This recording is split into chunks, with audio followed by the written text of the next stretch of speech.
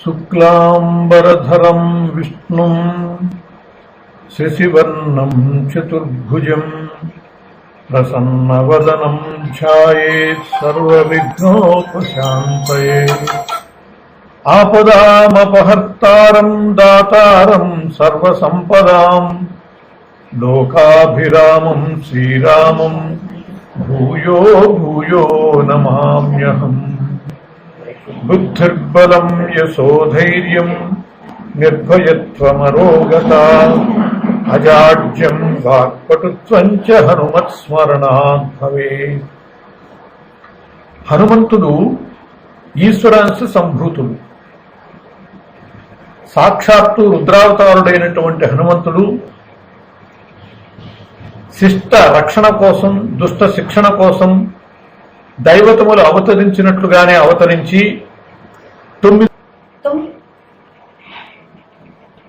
అనేక అద్భుతాలు సాధించాడు.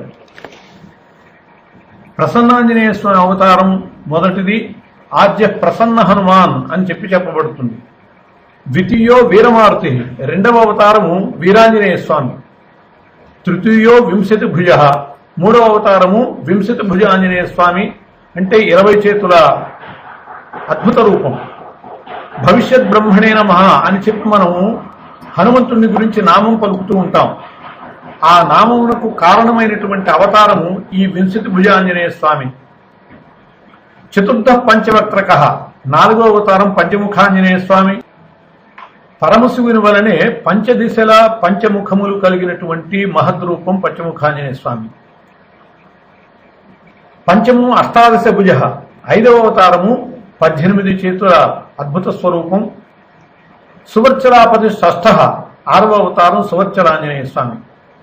హనుమంతుడు గృహస్థం బ్రహ్మచారి, బ్రహ్మచర్య నిష్ఠా గరిష్ఠుడు. అతని భార్య సువర్చల. సప్తమస్తు చతుర్భుజ, 7వ అవతారము చతుర్భుజాంజనేయ స్వామి. అష్టమఃకథిత శ్రీమాన్ ద్వాత్రింశద్భుజమండల అని హనుమంతుని యొక్క 8వ అవతారము 32 చేతుల విరాట్ స్వరూపం. హుంకార హనుమన్ మంత్రము అని చెప్పి ఒక అద్భుత మంత్రం ఉన్నది. దాని అధిదేవత ఈ స్వరూపం. నవమో వానరాకార అని చెప్పి హనుమంతుని యొక్క 9వ అవతారం వానరాకార ఆంజనేయ స్వామి. ఇచ్చేవం నవరూప ధృత్ అని చెప్పి ఆయన 9 అవతారాలు ఎత్తినట్లుగా చెప్పబడ్డది. హనుమంతుడు ఈ అవతారాలు ఎత్తి అద్భుతాలు సాధించినటువంటి స్థావరాలు కూడా చాలా విశేషమైనటువంటి కీర్తిని పొందాయి. వాటినే హనుమత్ పీఠములు అని అంటారు. ఈ హనుమత్ పీఠములు మొత్తం 13 ఉన్నాయి. కుండినం నామ నగరం, శ్రీభద్రం, కుశతర్పణం, పంపాతీరం, చంద్రకోణం, కాంభోజం, గంధమాదనం, బార్హస్పత్యపురం చైవ, మాహిష్మతీపురం తథా బ్రహ్మావర్తపురం చైవ, నైమిశారణ్యమేవ చ, సుందరీనగరం చైవ, రమ్యం శ్రీ హనుమత్పురం అని చెప్పి ఏతాని వాయుపుత్రస్య పుణ్యస్థానాన్ని నిత్యసహ అని చెప్పి చెప్పబడ్డది. 13 స్థావరాలు కూడా హనుమంతునికి సంబంధించినటువంటి పుణ్యప్రదమైనటువంటి స్థావరాలు. ఈ స్థావరాన్ని రోజు స్మరించడం కూడా హనుమంతునికి ఇష్టమైనటువంటిది. భక్తులైనటువంటి వాళ్ళు అలా స్మరించడం ద్వారా హనుమద్ అనుగ్రహాన్ని పొందగలుగుతారు అని చెప్పి పరాశర మహర్షి చేత చెప్పబడ్డది.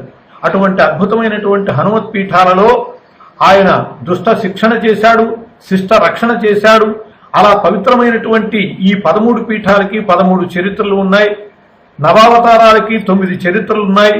ఇట్లా ఆంజనేయ స్వామి యొక్క చరిత్ర చాలా సుదీర్ఘమైనటువంటి చరిత్రగా మనం తెలుసుకోగలుగుతాం. జెండాపై కపిరాజు అంటాం, కానీ అలా జెండాపై కపిరాజు ఎందుకయ్యాడో మనకి ఆ చరిత్ర లోకానికి తెలియదు. ఇవన్నీ కూడా హనుమంతునికి సంబంధించినటువంటి ఈ సమగ్ర చరిత్రలు శ్రీ హనుమన్ నవావతార చరిత్ర అనేటటువంటి గ్రంథంలో ఇవ్వబడ్డాయి.